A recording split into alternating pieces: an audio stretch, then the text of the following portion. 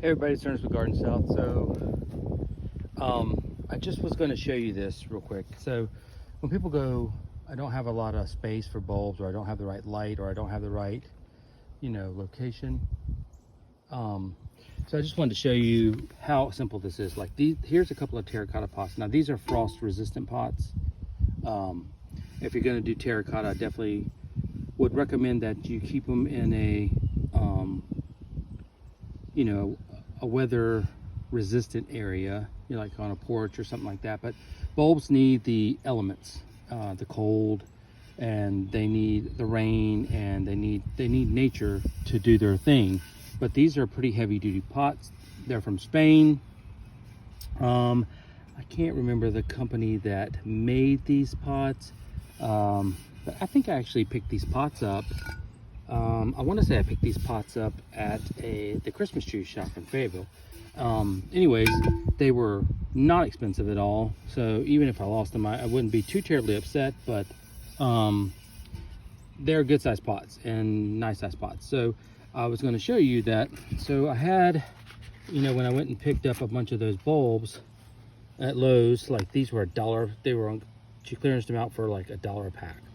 So there's 6 of this golden Oxford tulip, and I think I've got like, I don't know how many's here, a lot. 1 2 3 4 5 6 7 8 9 10 11. So that's like 66 bulbs here, and so that's 33 per pot.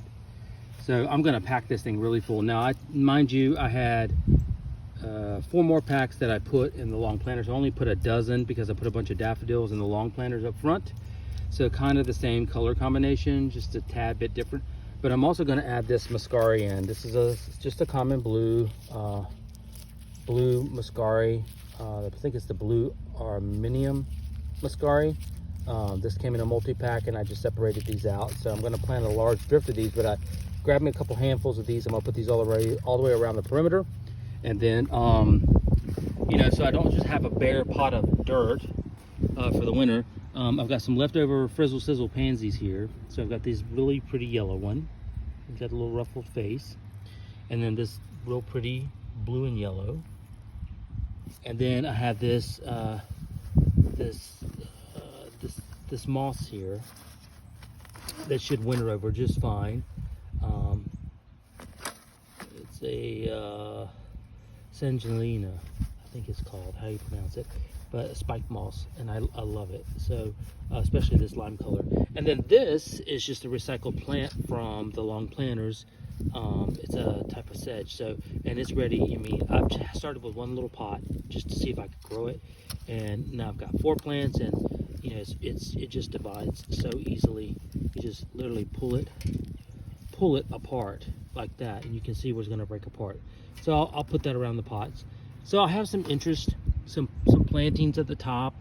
Hopefully the deer will be generous this year and let me have a few pansies. And then I'm going to underplant down in here, about this far down, with the tulips. And then all the way around their edge, I'm going to fill it up with the muscari. And what will happen is I'll get the muscari blooms first, along with the pansies. And then you'll have this long, strappy, lacy looking strappy foliage that comes out. And you'll have that for a while. And then you'll have the moss covering the ground, along with the plants, the other pansies and sedges. And then you'll have those big burst of bouquet of tulips that comes up in the middle. That's the plan anyways. So we'll put this together, and I'll show you what it looks like when it's finished. I'll take a couple of snapshots of the bulb placement so you can see that. And it's real simple to do. All right, so let me show you that. All right, so here's the tulip placement. It ended up actually being 33 tulips per pot, 32, 33 per pot. I think I had 1 bad tulip in the whole batch. So 33 tulips per pot. So this is going to be packed full of tulips. So what I did was I filled the pot up half full with good, clean, fresh, organic potted soil, and then threw in my Espuma bulb tone, just because I wanted to make sure that the bulbs because there's so many in here, I wanted to make sure that the bulbs had plenty of nutrients. There's enough in the bulb, you know, you really don't need it, but I put it in there anyways. So now I'm going to top fill up till about right here, just enough to cover the tulips well, and then I'm going to come in and then I'm going to pop in the muscari like right there. All right, so let's do that. All right, so now I've got the muscari in place. So I did a double ring. You can see it's about probably 50 bulbs. All right, so you're going to get this nice, beautiful blue that comes up, and a nice ring in this real pretty green, strappy foliage. Should be real good and thick. And now I'm just going to go back and fill this in, and then we'll go through and plant our top plants on top, or finished plants on top. All right, stand by. All right, guys, so here's the finished product. So I'll just clean up the pots a little bit. I'm going to water them in and probably use a liquid fertilizer to get the flowers blooming a little bit better and help get the foliage green and get the moss and the grasses looking nice.